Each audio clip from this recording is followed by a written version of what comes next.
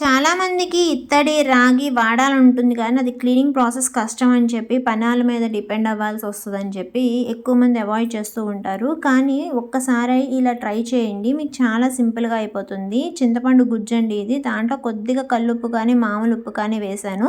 ఒక హ్యాండ్‌తో నేను వీడియో తీస్తూ మీకు చూపిస్తున్నాను చూడండి. జస్ట్ ఈ గుజ్జు తీసుకొని ఒక సాఫ్ట్ స్క్రబ్బర్ తీసుకొని అప్లై చేస్తున్నానండి. ఎక్కువ ప్రెషర్ కూడా పెట్టట్లేదు. ఇంకోటేంటంటే నా వేలు డోర్‌లో పడిందనమాట. మెయిన్ డోర్‌లో. కొంచెం పెయిన్‌గా ఉంది హ్యాండ్ అనేది. అందుకని ఎక్కువ ప్రెషర్ కూడా నేను పెట్టలేను. సింపుల్‌గా ఇట్లా అప్లై చేస్తేనే మనకి మంచిగా క్లీన్ అనేది అవుతుంది.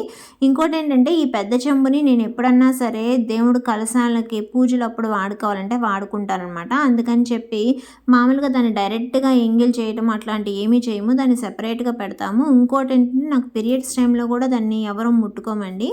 మామూలుగా అయితే ప్రతి ఆఫ్టర్నూన్ పని అయిపోయిన తర్వాత మధ్యాహ్నం ఒకసారి వాష్ చేసుకొని వాటర్ పట్టుకొని మధ్యలో అయిపోయినప్పుడల్లా దాంట్లో వాటర్ పోసుకొని మళ్ళీ రేపు మధ్యాహ్నం అట్లా క్లీన్ చేసుకోవడం అలవాటు. అయితే ఇది 4 డేస్ 5 డేస్ అట్లా కదిలించలేదు కనుక బాగా ఇలా అయిపోయిందని చెప్పి మీకు ఈజీగా ఉంటుంది చూపించడానికని ఈ వీడియో తీస్తున్నాను అనమాట. చాలా సింపుల్గా ఈజీగా క్లీన్ అయిపోతుంది. తప్పకుండా మీరు యూజ్ చేసి చూడండి. ఇంకా వచ్చేది పండగ సీజన్ కనుక మీకు ఈజీగా ఉంటుంది. సబీనా, పీతాంబరి అవి పడని వాళ్ళు చాలామంది ఉంటారు. నాకు అసలు సరిపడదండి. అందుకని చెప్పి నాకు ఈ టెక్నిక్ అనేది బాగా యూజ్ అయింది.